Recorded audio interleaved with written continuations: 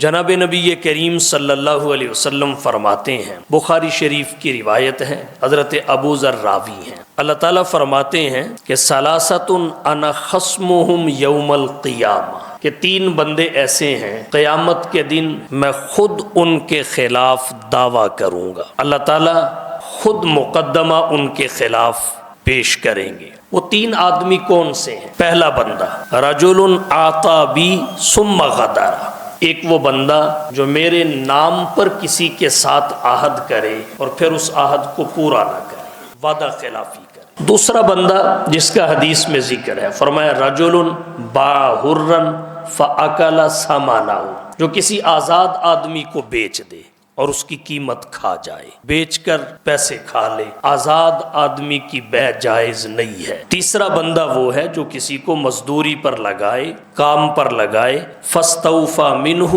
ولم یؤتہ اجرہ، کام لے کر اس کی مزدوری پوری نہ دے، ساری روک لے یا کمی کرے۔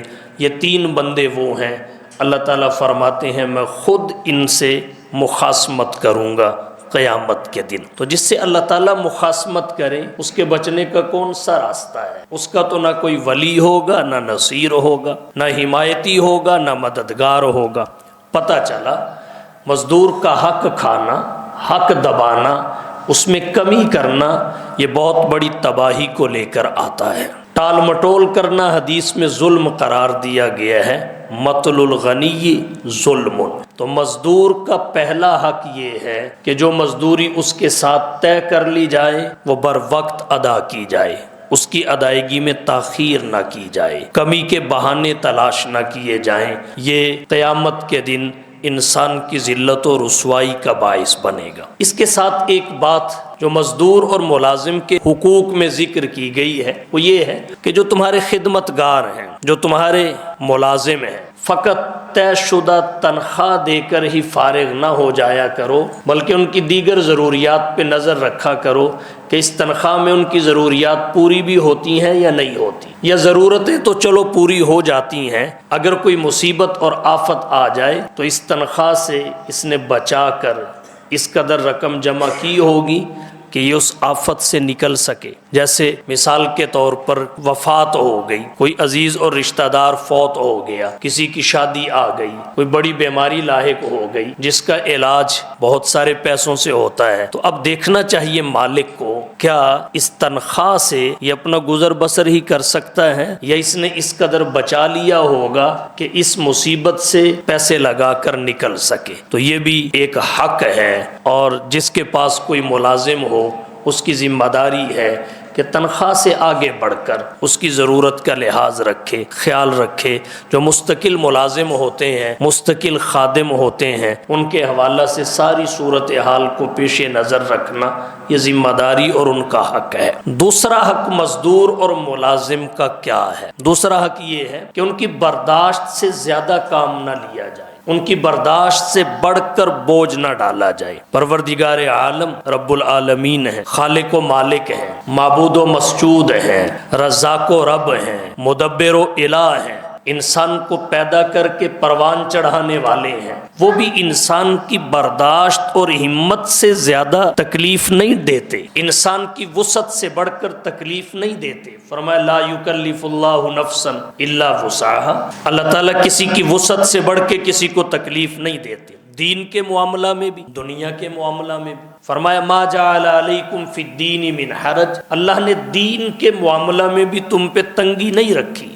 نماز پڑھو، اگر کھڑے ہو کے نہیں پڑھ سکتے بیٹھ کے پڑھ لو، بیٹھ کے رکوع سجدے سے نہیں پڑھ سکتے اشارے سے پڑھ لو، اتنی بھی ہمت اور سکت نہیں ہے لیٹ کے پڑھ لو، اگر غسل اور وضو پہ قدرت نہیں ہے تو تیمم کر لو۔ تو دین کے معاملہ میں بھی اللہ نے تنگی نہیں رکھی۔ تو مزدور اور ملازم کا ایک حق یہ ہے کہ اس کی برداشت سے بڑھ کر اس پہ بوجھ نہ ڈالا جائے، برداشت سے بڑھ کر اس سے کام نہ لیا جائے، یہ اس کا دوسرا حق ہے۔ اور تیسرا حق مزدور کا، ملازم کا کیا ہے؟ وہ یہ ہے اس کے ساتھ نرمی کی جائے، رحم سے پیش آیا جائے، شفقت کا مظاہرہ کیا جائے، اسے بھی انسان سمجھا جائے، اس کی تھکاوٹ کا لحاظ رکھا جائے، نیند آرام کا لحاظ رکھا جائے، نرمی سے پیش آیا جائے۔ جناب نبی کریم صلی اللہ علیہ وسلم کے ایک صحابی تھے، حضرت ابو مسعود بدری رضی اللہ تعالی عنہ۔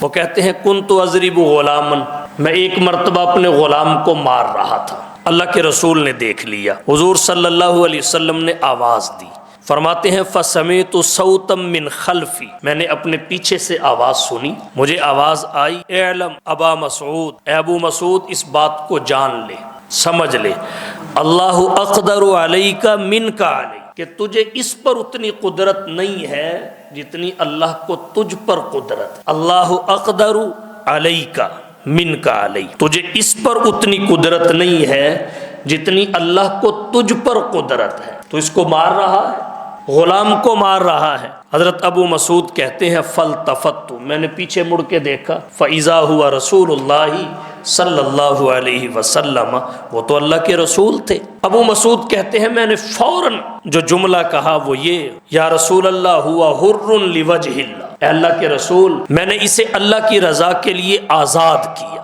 ہوا حر لوجہ اللہ، یہ اللہ کی رضا کے لیے آزاد ہے۔ اللہ کے رسول صلی اللہ علیہ وسلم نے اس بات کو سننے کے بعد کیا فرمایا؟ فرمایا سن لے، لو لم تفعل للفحتک النار، اگر تو اس کو مارنے کے بعد یہ نہ کرتا تو جہنم کی آگ کا مستحق بن جاتا۔ یہ ہے اللہ کے رسول صلی اللہ علیہ وسلم کی تعلیمات ملازموں اور مزدوروں کے حوالہ سے۔ اس لیے اللہ کے نبی نے فرمایا فَإِخْوَانُكُمْ، یہ تمہارے بھائی ہیں، جَعَلَهُمُ اللَّهُ تَحْتَ أَيْدِيكُمْ، اللہ نے انہیں تمہارے ماتحت کر دیا۔ اگرچہ امیر اور غریب ہونے میں کسی حد تک انسان کی منصوبہ بندی کا بھی دخل ہے، اس کی محنت کوشش اور جد و جہد کا بھی دخل ہے، مگر یاد رکھیے یہ خدائی فیصلہ بھی ہے، کس کو کتنا رزق دینا ہے، کس طرح دینا ہے۔ اگر مال کی وسعت اور عدم وسعت کا تعلق فقط محنت سے ہوتا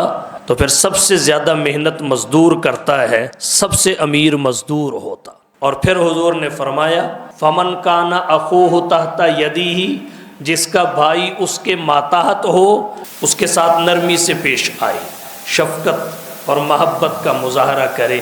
اللہ کے نبی صلی اللہ علیہ وسلم نے اس کی مثال ذکر کی، فرمایا فَلْيُطْعِمْهُ مِنْ طَعَامِهِ، اسے اپنے کھانے سے کھلائے، وَلْيُلْبِسْهُ مِنْ لِبَاسِهِ، اپنے جیسے کپڑے پہنائے، اپنے لباس سے پہنائے۔